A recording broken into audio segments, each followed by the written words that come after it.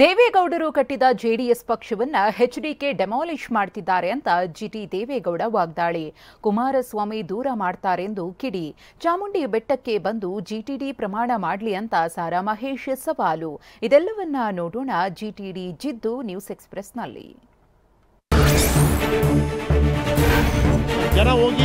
ದೇವೇಗೌಡರು ಕಟ್ಟಿದ್ದ ಪಕ್ಷವನ್ನ ಎಚ್ಡಿ ಕುಮಾರಸ್ವಾಮಿ ಡೆಮಾಲಿಷ್ ಮಾಡ್ತಿದ್ದಾರೆ ಅಂತ ಜೆಡಿಎಸ್ ಶಾಸಕ ಜಿಟಿ ದೇವೇಗೌಡ ಕಿಡಿಕಾರಿದ್ದಾರೆ.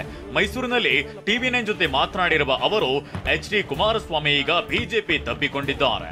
ಬಿಜೆಪಿ ಜೊತೆ ಹೋಗೋದಿದ್ರೆ ಜೆಡಿಎಸ್ ಏನಾಗ್ತಿತ್ತು, ದಳ ಉಳಿಯುತ್ತಿತ್ತೆ. ದೇವರು ದೇವೇಗೌಡರ ಶ್ರಮದಿಂದ ಜೆಡಿಎಸ್ ಪಕ್ಷ ಉಳಿಯುತ್ತಿದೆ ಅಂತ ಹೇಳಿದ್ದಾರೆ. ಕುಮಾರಸ್ವಾಮಿ ಜೆಡಿಎಸ್ ದೇವೇಗೌಡ ಕಟ್ಟಿರೋ ಪಕ್ಷವನ್ನ ಡಿಮಾಲಿಷ್ ಮಾಡೋರೆ. ಈಗ ಯಾಕೋಯ್ತು, ಬಿಜೆಪಿ ತಬ್ಕೊಂಡವ್ರಲ್ಲ. ಈಗ ಬಿಜೆಪಿ ಸಿಕ್ತಲ್ಲ. ಈಗ ಬಿಜೆಪಿ ಜೊತೆ ಹೋಗದೆ ಏನಾಯ್ತಿವ್ರಿ ಇವ್ರೀಗ? ಬಿಜೆಪಿ ಜೊತೆ ಹೋಗದೆ ದಳ ಉಳಿತಿತ್ತ ಇಲ್ಲಿ. ಮುನಿಸು ಇದ್ದಾಗಲೂ ಎಚ್ಡಿ ದೇವೇಗೌಡರು ಮಾತನಾಡ್ತಿದ್ರು. ಸಾರಾ ಮಹೇಶ್ ತೋಟಕ್ಕೆ ಬಂದು ಹೋದ್ರು, ಆಗ್ಲೂ ಮಾತನಾಡ್ಲಿಲ್ಲ.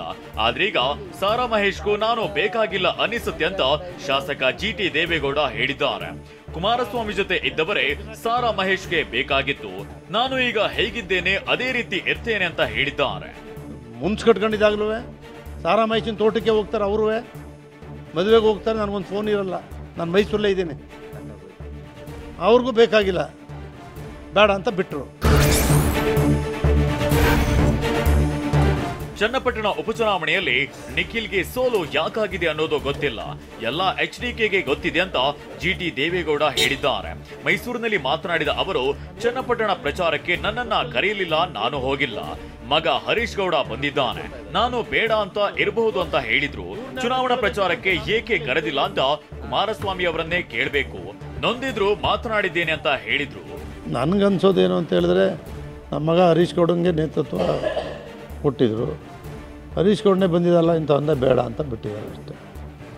ಅಲ್ಲ, ಮಗ ಬೇಕು ಅಪ್ಪ ಬೇಡ, ಏನೋ ಅವ್ರ ಮನಸ್ಥಿತಿ ಹಂಗಿರ್ಬೋದು ಅಂತ ಅನ್ಕೊಂಡಿದ್ದೀನಿ ನಾನು.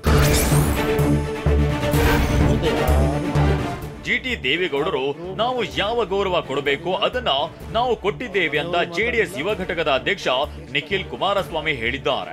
ಬೆಂಗಳೂರಿನಲ್ಲಿ ಮಾತನಾಡಿದ ಅವರು, ಜಿಟಿಡಿ ಹಿರಿಯರು, ರಾಜಕೀಯದಲ್ಲಿ ಬಹಳ ಅನುಭವ ಇದೆ. ಅವರು ಯಾವ ಅರ್ಥದಲ್ಲಿ ಮಾತನಾಡಿದ್ದಾರೋ ಗೊತ್ತಿಲ್ಲ ಅಂತ ಹೇಳಿದ್ದಾರೆ. ಅವರು ಹಿರಿಯರಿದ್ದಾರೆ, ರಾಜಕಾರಣದಲ್ಲಿ ಬಹಳ ಅನುಭವಿಸ್ತಿದ್ದಾರೆ. ಯಾವೊಂದು ಅರ್ಥದಲ್ಲಿ ಹೇಳಿದ್ದಾರೆ ನನಗೆ ಗೊತ್ತಿಲ್ಲ. ಆದರೆ ಅದ್ರ ಬಗ್ಗೆ ನಾನೇನು ಪ್ರತಿಕ್ರಿಯೆ ಕೊಡ್ಲಿಕ್ಕೆ ಹೋಗೋದಿಲ್ಲ. ಯಾಕಂದ್ರೆ ನಮ್ಮ ಪಕ್ಷದ ಶಾಸಕರಿದ್ದಾರೆ, ಹಿರಿಯರಿದ್ದಾರೆ, ಕೋರ್ ಕಮಿಟಿ ಅಧ್ಯಕ್ಷರು ಕೂಡ ಇದ್ದಾರೆ. ಹಾಗಾಗಿ ಅವರ ಒಂದು ಸ್ಥಾನಕ್ಕೆ ಗೌರವ ಕೊಡ್ತಕ್ಕಂಥದ್ದಾಗಬೇಕು. ಆ ಗೌರವನ ನಾನು ಕೊಡ್ತೇನೆ. ನೀನು ಇದ್ರೆ 5 ಸ್ಥಾನ ಗೆಲ್ಲುತ್ತಿದ್ವಿ ಅಂತ ನನ್ನನ್ನ ಬಿಜೆಪಿಯಿಂದ ಕರೆದುಕೊಂಡು ಬಂದಿದ್ದೆ ಅವರು. ಆದ್ರೆ ಅಧಿಕಾರ ಕೊಡುವ ಸಮಯ ಬಂದಾಗ ದೂರ ಮಾಡ್ತಾರೆ. ಸೀನಿಯರ್ ಅಂತ ನನ್ನನ್ನ ಯಾವತ್ತೂ ಪರಿಗಣಿಸಿಲ್ಲ. ಎಚ್ಡಿಕೆ ಜೂನಿಯರ್ ತಂಡ ಕಟ್ಟಿಕೊಂಡಿದ್ದಾರೆ ಅಂತ ಜಿಟಿ ದೇವೇಗೌಡ ಹೇಳಿದ್ದಾರೆ. ಅಧಿಕಾರ ಕೊಡ್ತಕ್ಕಂಥ ಸಂದರ್ಭದಲ್ಲೆಲ್ಲ ತೆಗಿತಾರೆ. ಯಾವತ್ತೋ ಸೀನಿಯರ್ ಅಂತಕ್ಕಂಥ ಕನ್ಸಿಡರ್ ಮಾಡಲಿಲ್ಲ ಅವರು ಯಾವತ್ತೂ ಕನ್ಸಿಡರ್ ಮಾಡಿಲ್ಲ. ಆವತ್ತಿಂದ ಅವ್ರು ಜೂನಿಯರ್ಗಳೇ ಅವ್ರು ಕಟ್ಕೊಂಡು ಮಾಡೋದವರು. ಆಗಲೂ ಜೂನಿಯರ್ ತಂಡನೇ ಮಾಡಿದರು. ಮೊದಲು ಮುಖ್ಯಮಂತ್ರಿ ಆದಾಗಲೂ ಅವತ್ತಿಂದ ಇವತ್ತು ಗಂಟೆ ಜೂನಿಯರ್ಗಳ ತಂಡನೇ ಕಟ್ಕೊಂಡು ಮಾಡೋದವರು. ಇನ್ಮುಂದೆ ಕುಮಾರಸ್ವಾಮಿ ಹಾಗೂ ದೇವೇಗೌಡರು ಬಿ ಫಾರ್ಮ್ ಕೊಡಲ್ಲ, ನಾನೇ ಬಿ ಫಾರ್ಮ್ ಕೊಡುವುದು ಅಂತ ಸಾರಾ ಮಹೇಶ್ ಹೇಳಿದ್ರು ಅಂತ ಜಿಟಿ ದೇವೇಗೌಡ ಕಿಡಿಕಾರಿದ್ದಾರೆ. ಸಾರಾ ಮಹೇಶ್ಗೆ ಕೊಡಗು ಜಿಲ್ಲಾ ಉಸ್ತುವಾರಿ ಸಚಿವ ಸ್ಥಾನ ಕೊಟ್ರು. ಜಿಲ್ಲೆಯಲ್ಲಿ ಉದ್ಧಾರ ಮಾಡಿದ್ನ, ನಾನಿದ್ರು ಮೈಸೂರಿನಲ್ಲಿ ಚುನಾವಣಾ ಉಸ್ತುವಾರಿ ಯಾರಿಗೆ ಕೊಟ್ಟಿದ್ರಿ ಅಂತ ಎಚ್ಡಿಕೆ ವಿರುದ್ಧ ಕಿಡಿಕಾರಿದ್ದಾರೆ. ಇದೇ ಪಕ್ಷ ಸಭೆಯಲ್ಲಿ ಹೇಳ್ತಾರೆ, ನನ್ನೂ ಕೂರ್ಸ್ಕೊಂಡು ನಿಖಿಲ್ ಕೂರ್ಸ್ಕೊಂಡು ಇನ್ನು ಮುಂದೆ ಕುಮಾರಸ್ವಾಮಿ ದೇವೇಗೌಡಲ್ಲ ಬಿ ಫಾರ್ಮ್ ಕೊಡೋದು, ನಾನೇ ಬಿ ಫಾರ್ಮ್ ಕೊಡೋದು, ಮೆಂಬರ್ಶಿಪ್ ಮಾಡಬೇಕು. ದೇವೇಗೌಡರು ಕುಮಾರಸ್ವಾಮಿ ಎಲ್ಲ ಬಿ ಫಾರ್ಮ್ ಕೊಡೋದು, ನಾನೇ ಬಿ ಫಾರ್ಮ್ ಕೊಡೋದು ಅಂತ ಸಾರಾ ಮಹೇಶ್ ಹೇಳ್ತಾನೆ. ಸಾರಾ ಮಹೇಶ್ ಅಂತ ಬಿ ಫಾರ್ಮ್ ನಾನು ಇಸ್ಕೋಬೇಕು. ನಾನೇ ಬಿ ಫಾರ್ಮ್ ಕೊಡ್ತೇನೆ ಎಂದು ಎಲ್ಲಿ ಹೇಳಿದ್ದೇನೆ ಅಂತ ಜಿಟಿಡಿ ಆರೋಪಕ್ಕೆ ಸಾರಾ ಮಹೇಶ್ ತಿರುಗೇಟನ್ನ ನೀಡಿದ್ದಾರೆ. ಮೈಸೂರಿನಲ್ಲಿ ಮಾತನಾಡಿದ ಅವರು, ಕುಮಾರಸ್ವಾಮಿ ಅವರ ಜೊತೆ ತಿರುಗಬೇಡಿ, ಆಕ್ಟಿವ್ ಇರುವವರಿಗೆ ಸ್ಥಳೀಯ ಸಂಸ್ಥೆ ಚುನಾವಣೆ ಟಿಕೆಟ್ ಕೊಡುತ್ತೇನೆ ಅಂತ ಹೇಳಿದ್ದೆ. ಇದರಲ್ಲಿ ತಪ್ಪೇನಿದೆ? ಮಡಿಕೇರಿಯಲ್ಲಿ ನಾನು ಜನರಿಗೆ ಅನುಕೂಲ ಮಾಡಿದ್ದೆ, ಕುಮಾರಸ್ವಾಮಿ ಅವರು ತ್ಯಾಗವನ್ನೇ ಮಾಡಿದ್ದಾರೆ ಅಂತ ಹೇಳಿದ್ರು. ಕುಮಾರಣ್ಣವ್ರ ಜೊತೆ, ನನ್ನ ಜೊತೆ, ನಿಖಿಲ್ ಅವ್ರ ಜೊತೆ ಸುತ್ತಬೇಡಿ, ಪಕ್ಷದ ಕೆಲಸಗಳಲ್ಲಿರಿ. ಈ ಸಾರಿ ನೀವು ಆ್ಯಕ್ಟಿವ್ ಮೆಂಬರ್ ಆಗಬೇಕು.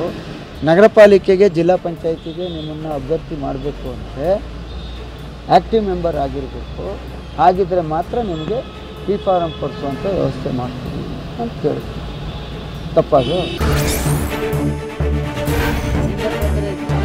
ಜಿಟಿ ದೇವೇಗೌಡಗೆ ನನ್ನಿಂದ ತೊಂದರೆ ಆಗಿದ್ರೆ ಚಾಮುಂಡಿ ಬೆಟ್ಟಕ್ಕೆ ಬರುವಂತೆ ಸಾರಾ ಮಹೇಶ್ ಸವಾಲು ಹಾಕಿದ್ದಾರೆ. ಮೈಸೂರಿನಲ್ಲಿ ಮಾತನಾಡಿದ ಅವರು, ಜಿಟಿಡಿಗೆ ನನ್ನಿಂದ ತೊಡಕಾಗುವುದಾದ್ರೆ ಚಾಮುಂಡಿ ಬೆಟ್ಟಕ್ಕೆ ಬರಲಿ, ನಾನು ರಾಜಕೀಯದಿಂದ ದೂರ ಇರ್ತೇನೆ ಅಂತ ಹೇಳಿದ್ದಾರೆ.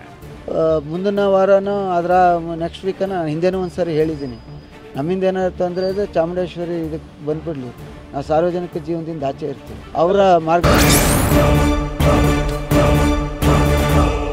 ಕೊಲೆ ಕೇಸ್ನಲ್ಲಿ 8 ಫೋಟೋ ರಿಟ್ರೀವ್ನಿಂದ ದರ್ಶನ್ ಅಂಡ್ ಗ್ಯಾಂಗ್ಗೆ ಸಂಕಷ್ಟ. ಹೆಚ್ಚುವರಿ ಚಾರ್ಜ್ ಶೀಟ್ನಿಂದ ದಾಸನಿಗೆ ಟೆನ್ಷನ್. Operation delay. ಜಾಮೀನು ರದ್ದು ಮಾಡಬೇಕೆಂದ ಪರಮೇಶ್ವರ್. ಇದೆಲ್ಲವನ್ನ ನೋಡೋಣ ಕರ್ನಾಟಕ ನ್ಯೂಸ್ ಎಕ್ಸ್‌ಪ್ರೆಸ್ನಲ್ಲಿ. ರೇಣುಕಾಸ್ವಾಮಿ ಕೊಲೆ ಕೇಸ್ನಲ್ಲಿ ದರ್ಶನ್ ಅಂಡ್ ಗ್ಯಾಂಗ್ಗೆ ಸಂಕಷ್ಟ ಶುರುವಾಗಿದೆ. ಕೊಲೆ ನಡೆದ ಸ್ಥಳದಲ್ಲಿ ಸಿಕ್ಕ ಸಾಕ್ಷ್ಯಗಳಿಂದಲೇ ಟೆನ್ಷನ್ ಶುರುವಾಗಿದೆ. ಕೊಲೆ ಜಾಗದಲ್ಲಿ ದರ್ಶನ್ ಇದ್ದಿದ್ದಕ್ಕೆ ಪ್ರಬಲ ಸಾಕ್ಷಿ ಲಭ್ಯವಾಗಿದ್ದು, ಆರೋಪಿಗಳ ಮೊಬೈಲ್ಗಳಲ್ಲಿ 8 ಫೋಟೋಗಳು ರಿಟ್ರೀವ್ ಮಾಡಲಾಗಿದೆ. ಕೊಲೆ ನಡೆದ ಜಾಗದಲ್ಲಿ ಆರೋಪಿಗಳಾದ A6 ಜಗದೀಶ್, A7 ಅನುಕುಮಾರ್, ಬಾಡಿಗೆ ಕಾರು ಚಾಲಕ A8 ರವಿಯ ಮೊಬೈಲ್ ರಿಟ್ರೀವ್ ಮಾಡಲಾಗಿದ್ದು, ಇವರ ಜೊತೆ ದರ್ಶನ್ ಇರೋದು ರಿವೀಲ್ ಆಗಿದೆ.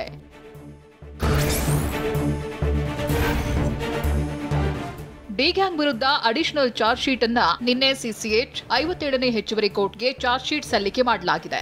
ತನಿಖಾಧಿಕಾರಿ ಗಿರೀಶ್, ಎಸಿಪಿ ಚಂದನ್ ಕುಮಾರ್ ಸಲ್ಲಿಕೆ ಮಾಡಿದ್ದಾರೆ. ನಿನ್ನೆಯಷ್ಟೇ ಕೋರ್ಟ್ಗೆ ಹೆಚ್ಚುವರಿ ಚಾರ್ಜ್ ಶೀಟ್ ಸಲ್ಲಿಕೆ ಮಾಡಿದ್ರು. ಬರೋಬ್ಬರಿ 1300 ಪುಟಗಳ ಅಡಿಷನಲ್ ಚಾರ್ಜ್ ಶೀಟ್ ಸಲ್ಲಿಸಿದ್ದಾರೆ. ಎಫ್ಎಸ್ಎಲ್ ರಿಪೋರ್ಟ್, ಕೆಲ ಸಾಕ್ಷಿಗಳ ಹೇಳಿಕೆಗಳು ಹಾಗೂ ಪುನೀತ್ ಮೊಬೈಲ್ನಿಂದ ರಿಟ್ರೀವ್ ಆದ 8 ಫೋಟೋಗಳನ್ನು ಉಲ್ಲೇಖಿಸಿ ಹೆಚ್ಚುವರಿ ಚಾರ್ಜ್ ಶೀಟ್ನಲ್ಲಿ ಮಹತ್ವದ ಅಂಶಗಳು ಇವೆ.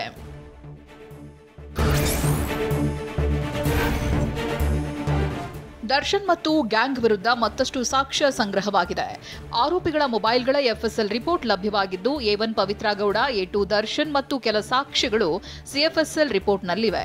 A1 ಮತ್ತು A2 ಆರೋಪಿಗಳ ಮೊಬೈಲ್ ಐಫೋನ್ಗಳಾಗಿದ್ದರಿಂದ ಸುಬ್ಬಾಸುಬ್ಬಿ ಐಫೋನ್ ಹೈದರಾಬಾದ್ ಸಿಎಫ್ಎಸ್ಎಲ್ಗೆ ಕಳಿಸಲಾಗಿತ್ತು.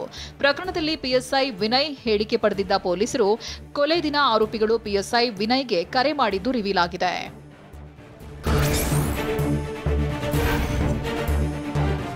ರೇಣುಕಾಸ್ವಾಮಿ ಕೊಲೆ ಪ್ರಕರಣದಲ್ಲಿ ಪಿಎಸ್ ಸಿಲುಕಿಕೊಂಡಿದ್ದು, ವಿಚಾರಣೆಯಲ್ಲಿ ಪಿಎಸ್ಐ ವಿನಯ್ ಕೆಲ ಸ್ಪಷ್ಟನೆ ಕೊಟ್ಟಿದ್ದಾರೆನ್ನಲಾಗಿದೆ. ಜೂನ್ 6ರಿಂದ ರಜೆ ಮೇಲೆ ತೆರಳಿದ್ದ ಪಿಎಸ್ಐ ವಿನಯ್ ಕುಟುಂಬದ 12 ಸದಸ್ಯರ ಜೊತೆ ಕೇರಳಕ್ಕೆ ಪ್ರವಾಸಕ್ಕೆ ತೆರಳಿದ್ರು. ಜೂನ್ 9ರ ಬೆಳಗ್ಗೆ 10:30ಕ್ಕೆ ಪಿಎಸ್ಐ ಪ್ರದೋಷ್ ವಾಟ್ಸ್ಆಪ್ ಕರೆ ಮಾಡಿದರ ಬಗ್ಗೆ ಸ್ಪಷ್ಟನೆ ನೀಡಿದ್ದಾರೆ.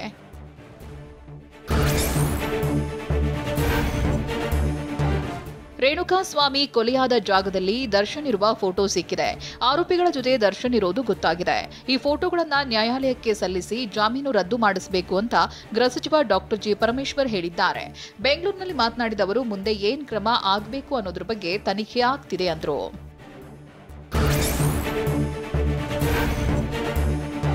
ಅಖಿಲ ಭಾರತ ಪೊಲೀಸ್ ಟೆನ್ನಿಸ್ ಚಾಂಪಿಯನ್ಶಿಪ್ ಅನ್ನ ಸಿಎಎಸ್ಎಫ್ ಆಯೋಜಿಸಿದೆ. 25ನೇ ಅಖಿಲ ಭಾರತ ಟೆನ್ನಿಸ್ ಚಾಂಪಿಯನ್ಶಿಪ್ ಹಿನ್ನೆಲೆ ಕರ್ನಾಟಕ ಟೆನ್ನಿಸ್ ಕ್ಲಬ್ನಲ್ಲಿ ಸಿಎಎಸ್ಎಫ್ ಸುದ್ದಿಗೋಷ್ಠಿ ನಡೆಸಿದೆ. ಟೆನ್ನಿಸ್ ಚಾಂಪಿಯನ್ಶಿಪ್ನಲ್ಲಿ ಒಟ್ಟು 120 ಜನರು 21 ತಂಡಗಳಾಗಿ ಭಾಗವಹಿಸಲಿದ್ದಾರೆ. ನವೆಂಬರ್ 26ರಿಂದ 30ರವರೆಗೆ ಟೆನ್ನಿಸ್ ಚಾಂಪಿಯನ್ಶಿಪ್ ಕಬ್ಬನ್ ಪಾರ್ಕ್ನ ಟೆನ್ನಿಸ್ ಕ್ಲಬ್ನಲ್ಲಿ ನಡೆಯಲಿದೆ. ಹಿರಿಯ ಪೊಲೀಸ್ ಅಧಿಕಾರಿಗಳು ಚಾಂಪಿಯನ್ಶಿಪ್ನಲ್ಲಿ ಭಾಗವಹಿಸುತ್ತಾರೆ ಅಂತ ಸಿಐಎಸ್ಎಫ್ ಡಿಐಜಿ ಮಂಜುನಾಥ್ ತಿಳಿಸಿದರು.